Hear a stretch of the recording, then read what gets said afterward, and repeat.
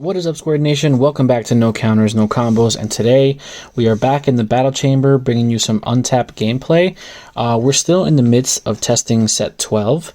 As you can see, we're finally bringing some Turles gameplay onto the channel, as well as the new Dark Broly stuff. Shout out to Tristan for helping me record all these, untapped games. I just unfortunately don't have a PC with the capabilities of being able to record smooth gameplay without lagging, so on and so forth. So I just wanted to make sure that I bring you guys quality games so you can at least follow around, because it is a little trickier, doing commentary over the untap, because sometimes you have to speed it up. Like in the case of this video, the game itself was like an hour long, but I didn't want to post something that long. It just seems like a little bit overkill, especially without like actual physical cards. So I sped it up a little bit, like 4 times speed, just so we can get the gameplay in a respectable fashion. So I'm just going to catch up here. I'm on my turn 2 here, which is pretty nutty with Turles, because if you can combo 2 of your Crusher Cores in the combo area, you can tap 1 to play the 3-drop. When the 3-drop comes out, he draws you 2 cards, gets plus 5k till the end of your opponent's turn, bottom decks a card, and flips one of your opponent's life face up. So he gets you a lot of value, and he's a really good beat stick. He's about 20k beater that comes in for 1, essentially. He's going to draw you 2 new cards.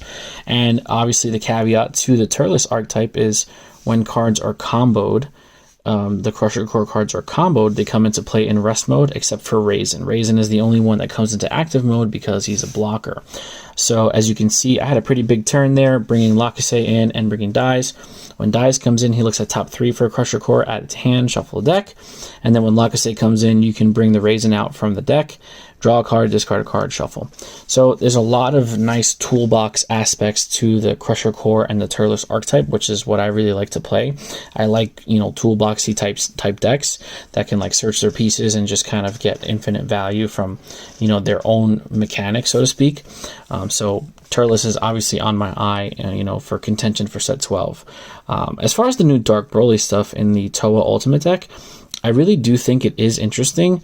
Dark Broly just is a really strong archetype in its own, kind of like that mid-range control type game where you can flood the board with big, beefy 30k beaters, but you're also going to be controlling your opponent's resources as well. Obviously, the SR Broly, has some, spot removal elements, whereas the rare Broly has hand destruction and graveyard or drop area disruption, and the other one is a 30k blocker. So being able to efficiently go up into that chain, with the utilities of your Toas and your Savage Rush Brolys and your Dark Dragon Balls, it's just a nice little, engine that fits with what the archetype wants to do. Now, as far as the new cards are concerned, primarily speaking, it gives you the option of playing red. So being able to splash red, which is a really strong color right now especially, but the fact that it gives you access to Topo as a floodgate is really good, because that's what black lacks. It lacks that defensive capability, and just inherently being able to play a Topo, because there's no restriction to what color your leader is when you play Topo, just as long as you have that 1 red energy open to play it as a counter skill. It does give black that extra layer of protection. Obviously, you have cards like Protector of the People, you have cards like Power Burst, but that floodgate aspect where you're going to be swinging with 30Ks and your opponent's going to want to try to keep up tempo as much as possible, but they can't fight through a Topo so well because you have hand destruction elements in your own strategy. So it's really nice to see Dark Broly getting support, especially with the new Toa stuff. I'm not sure if the new Dark Broly stuff wants to be played with Toa or with Dark Broly. I think the jury's still out on that.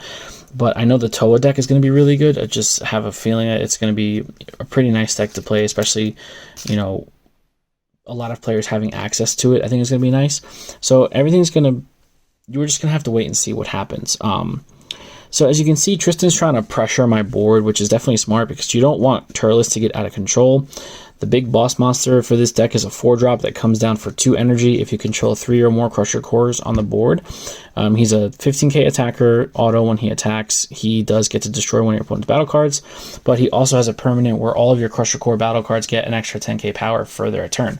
So if you're swarming and you're going wide with a whole bunch of little Crusher Core guys, and you bring out your boss monster, they're going to start to get big. So that's pretty much what this deck wants to do. It just kind of wants to turn sideways, but not in a meaningless fashion. Everything that you do, every sequence that you play out in this deck is pretty important. You know, you don't want to over combo, you don't want to under combo. You want to make sure that, especially because your battle cards have unique, that you're playing them properly and you're taking advantage of their auto skills when they're comboed and played. So I like Turles a lot. I think he's going to be really good. I think he's going to be probably the second best deck in set 12. I think that first slot belongs to Piccolo, but it's going to be really interesting to see what type of impact he has on the meta itself, as opposed to just set 12 in a vacuum. So the other tech card I'm playing in the deck, which we are going to be posting a deck profile for Turles this week on the channel, so stay tuned for that. I feel like Secret Identity Mass Saiyan is just so important in the meta right now. A lot of decks want to go wide, a lot of decks want to build board, and a lot of decks are leaning heavy into their archetype-specific engines. And I think players that are going to be doing that are going to get rewarded for playing archetype-specific cards. Like if you look at Demon King Piccolo, he basically plays his Demon Clan when they're comboed from life. So the fact that they could just spew out a whole bunch of guys, you know, it kind of makes, you know, mass removal very important. Now, the most efficient card in the game that has mass removal is probably Secret Identity, because he's a free battle card that all you have to do is overwhelm for 6, and you get rid of up to 6 cost of battle cards on your opponent's side of the board. So you could get rid of 2 3-drops, a 4 and a 2, a 1 and a 5, so on and so forth, sends it to the warp. So it does have applications where cards that can't be KO, like the Gogeta chain, you have an out to it now. You can also make the argument for max power Kamehameha, but the problem with max power is that your opponent, it relies on their energy. So like if you're trying to kill a 5-drop and your opponent has 5 energy, it's not going to work, because you need to kill something that costs more than their current energy. So that also does have applications with Gogeta, because obviously they go up their chain on turn 3.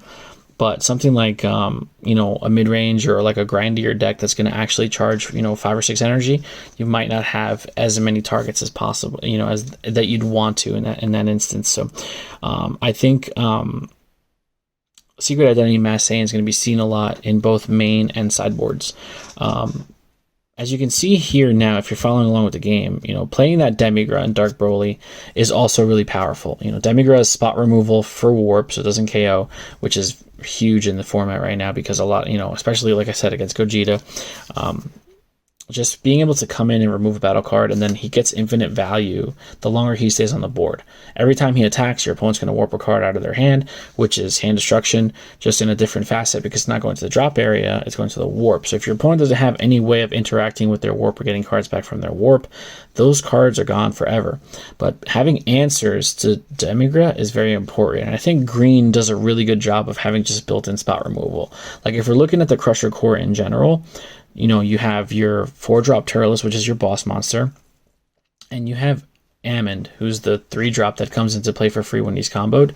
He's not the best Crusher core. I think, honestly, in my opinion, he's probably the worst one, because he doesn't have an auto when he enters the battle area, like as a battle card. He doesn't do anything, but he has an activate main. You can pay a green, you can send him to the warp, and you can choose one of your opponent's battle cards that costs 5 or more and KO it. So if there's a big boss monster that doesn't have barrier that you want to get rid of, you have an out to it, right? For 1 green energy, you can easily just do that. And you could do it, you know, offensively, just to make sure that there's no interruptions on it. If your opponent wants to waste a counterplay on it, that's fine, because he's going to come and rest anyway. You're not going to get any value off of it. So there's a lot of different pieces that go into set 12. I think it's going to be very chess-oriented, very chess match-like. I think there's going to be a lot of more strategic lines of play that you're going to have to follow to make sure that you play your deck as efficiently as it's supposed to be played. But other than that, I'm really looking forward to not just Turles, but the other archetypes that are in the deck. So as you can see, my board's pretty good right now. I mean, I have 2 Freezes, which kind of don't do anything for me because they're not Crusher cores, but they are just, they're there. You know, having to deal with 30k pressure every turn is not fun.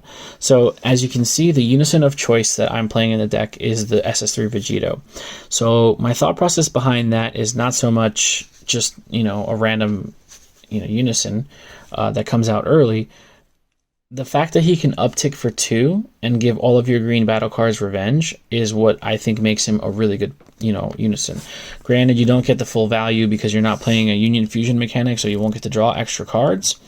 But giving your battle cards revenge in a deck where you want your battle cards to stick as much as possible and having access to blockers, I think is very, very important. Revenge does get around barrier. It does not choose. It just KOs the attacking battle card. So, you know, if there's anything that you have a problem with, you know, barrier-wise, now you have an answer to it if you're playing green. Obviously, you get all the other good green stuff like Dormant Potential, you know, Charismatic Villain, which we spoke about already, and it's just nice to be able to play green now. I think my problem with green in set 11, set 12 was just so expensive to play.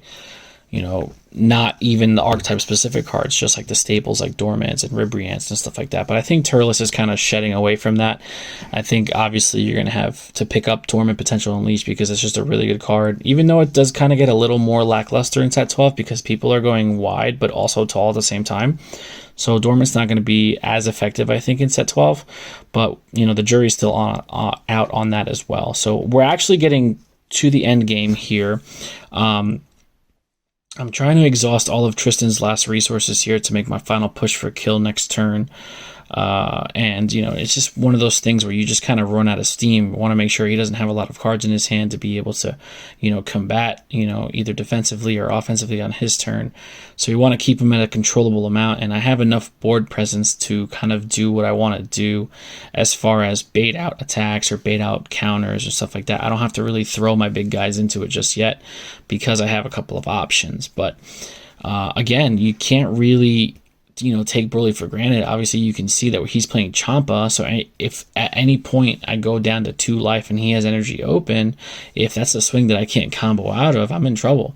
You know, throwing a Champa to a 30k battle card, making it 40k double strike, that's a lot to combo out of, especially as the game gets later and later into the game. You might not have as many pieces as you would need to combo out of something like that. So coming up on Tristan's last turn here, I don't exactly remember how it plays out, but he basically puts me down to 2, and then I just kind of kill him on the next turn.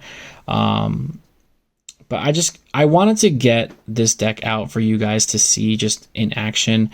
Obviously, I know the game is sped up a lot.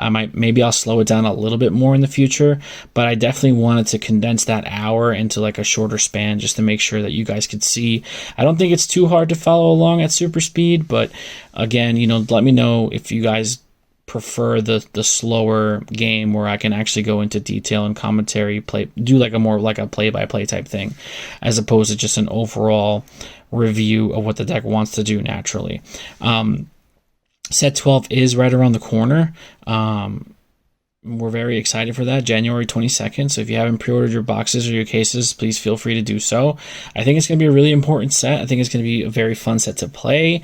I think it's going to be a very fun set to theorycraft. And we just did get the tournament promos revealed as well, which is also great for Turles because it's not going to be locked behind any promos, which is another reason why I'm really excited to build a deck, because most of the stuff is going to be coming from the set itself as opposed to just hunting down those tournament pack promos, which in set 12 was a nightmare getting your hands on some of the cards. Even the lesser valuable cards, like I had trouble getting a hand on, you know, Gohan and Icarus best buddies. Like it took me forever to get my playset, and that's like the lesser known ones. Imagine like the more expensive, more sought after ones. But I digress. So I'm just going to end up pushing for game with my Unison and tapping 1 for Cell's Earth's Destroying Kamehameha, just to make sure that I get that last card out of his hand. Especially because he was able to play a topo this turn. So let me know in the comment section down below what you guys think about Turles and the Crusher Core. Are you excited for the debut of Turles in set 12? Don't forget to like, share, comment, subscribe, and we'll see you guys in the next video. Be there or be squared. Turles.